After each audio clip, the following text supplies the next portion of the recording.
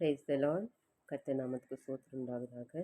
இன்றைய கர்த்தருடைய வார்த்தை நான் சொல்லி நாம் பார்க்கும்போது Proverbs chapter 20 verses 20 நாம் பார்க்கிறோம். ஹalleluya. தன் தகப்பனும் தன் தாயும் தூஷிக்கிறவனுடைய தீபம் காரிருளில் அணைந்து போகும் அப்படின்னு சொல்லி நாம் பார்க்கிறோம். ஹalleluya. ஸோ கர்த்தர் சொல்லுகிற வார்த்தை, தன் தாயும் தகப்பனும் யாரும் தூஷிக்க கூடாது அப்படின்னு சொல்லி நாம் பார்க்கிறோம். ஹalleluya. Whoso curses father or his mother, his lamp shall be put out in obscure darkness அப்படின்னு சொல்லி நாம் பார்க்கிறோம். ஹalleluya. ஸோ நாம் தாய் தகப்பனை கனம் பண்ணணும். ஹalleluya. ஸோ அப்படி இருக்கும்போது நாம் கர்த்தரை நாம் கனம் பண்ணுகிறோம் அப்படின்னு சொல்லி நாம் பார்க்கிறோம். Praise the Lord. ஸோ தாய் தகப்பனை நாம் தூஷிக்காமல் அவங்கள நாம் கனம் பண்ணும்போது கர்த்தர் உங்களை கனம் பண்ணுகிற தேவனாக இருக்கிறார். ஹalleluya.